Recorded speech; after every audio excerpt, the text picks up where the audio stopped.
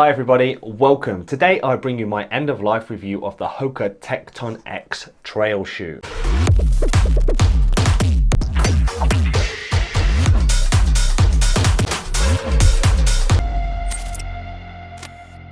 Now remember, all of my trainer reviews are done retrospectively at the end of the trainer's life. This is because the shoe goes through a number of phases and it isn't the same at the end of its life as it is at the beginning. And when you review these retrospectively, you can sort of ook out the problems, you can figure out how the shoe performed in midlife, and you can see sort of how long the shoe lasts. You can tell if there's any problems with it, and you've got a much broader range of experience to draw on. So that's what we're going to do today. I'm going to give you a very honest review of this shoe. Now remember, I am not sponsored. Hoka do not know who I am. This is a purchase that I made 2 years ago. I've had this shoe for 2 whole years. And before I get into the weeds of it, before I tell you anything about this shoe, I must start by saying every now and again a shoe comes along that is very special, and this is one of those shoes. Now while it isn't a completely perfect piece of equipment, it has proved itself time and time again, and when I show you what this shoe has been through and the condition it is in now, you would be astounded, and that is a testament to the build quality of these shoes. So 2 years ago I was overreacting to a fitness competition called Hyrox, right? And by overreacting, I mean there's lots of talk about what shoes are the best for Hyrox, right? And that is because there is running and then there are fitness exercises in between. And one of those exercises is a push of a heavy sled across like AstroTurf. So grip versus running efficiency are the two things that sort of come up most when selecting a shoe for that sport. So when this shoe popped up and I saw that it was a trail shoe with carbon plates, I was like, yeah, that's the one for me. So I bought it and I immediately started training in it for Hyrox. And in the gym it seems perfect. And I went to Hyrox Birmingham in 2022 and ran that whole event in these pair. Now, while I didn't do too badly that day, I realized that they weren't quite right for that sport. And these were pushed aside and these were made into my trail shoe, my generic trail shoes at that point. Now, in addition to fitness competitions, I like to partake in quite a few different events each year. These can be anything from trail runs or 10Ks all the way up to massive adventure runs that are north of 25 miles, 30 miles long. I also take part in lots of OCR, so lots of mud and climbing and all of that jazz, Spartan race, nuclear race, wolf runs, all of that is in my calendar. And these shoes became the primary shoe I would go to for that very purpose. So I bought these shoes in 2022. I went to Hyrox Birmingham, and then that was kind of the end of that year. That was sort of put me into winter. And I didn't take these back to Hyrox. So 2023 come around and I had an entirely new schedule of events to look forward to. Most prominently was an entire season of Spartan race. I bought the season ticket and I was going to all the UK events. That's 10 races at 4 different locations, 3 trifectas, and I would get all of these sort of medals that you can see behind me. Now a Spartan race is a collection of runs, and it's kind of an obstacle race, but with strength components. So there is lifting involved, as well as rope climbing.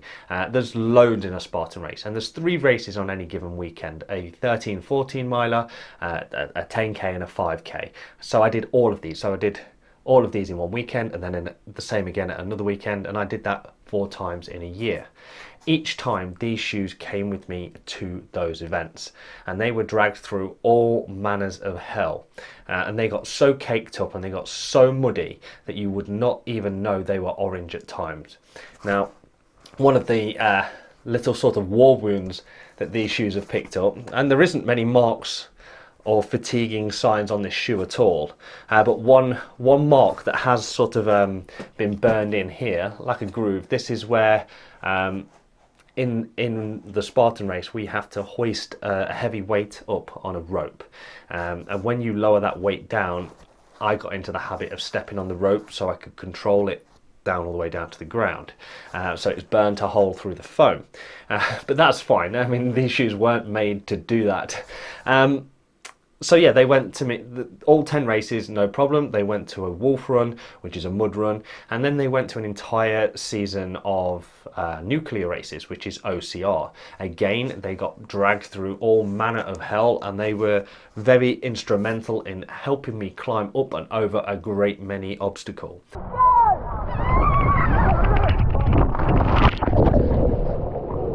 When you compare this shoe against, say, a Clifton 8, which is kind of its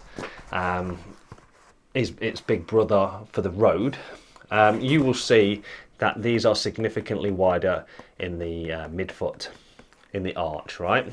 So these shoes are inherently stable almost across their entire range, but as they add carbon plates, and the carbon plates are designed to increase running efficiency, the shoe also has undergone various efficiency modifications, and one of those things is to reduce the waist. Now, it's still quite wide.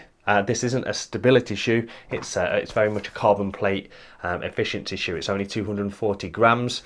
But the one thing I did notice, and this came about when I did an event called Manvi Mountain, where it was a run, 24-mile run up and over Snowdon, that over that kind of distance I was noticing a little bit of overpronation. Now, I do have a tendency to overpronate, certainly when I'm getting tired, and I know it's not a stability shoe. I bought it for its efficiency components, but yeah, that aside, everything else about this shoe is absolutely fantastic.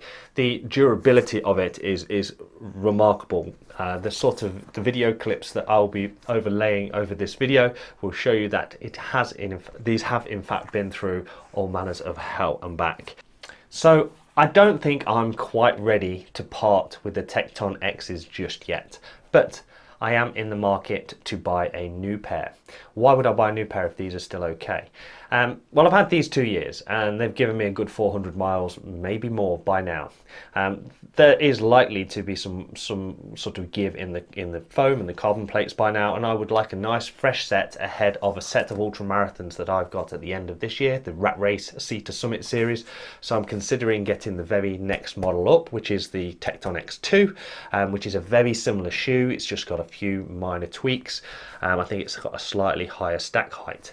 I'm very keen to see how I get on with those. Now, the Tecton X and the Tecton X2 are, as far as I'm concerned, a great asset to the Hoka line, and if you're in the market for a carbon plated trail shoe, then give them your consideration. They are slightly more expensive than, say, your average trail shoe, but in terms of value for money, from what I've got out of this shoe and what I would likely get out of its successor, it's actually a good value. You could easily buy cheap and buy twice, so economy and all of that. Okay, thank you guys for watching this video. If it's been at all helpful or educational, please give the channel a subscribe. There's a button just over here, and I will see you guys in my next video soon. All right, Mart out.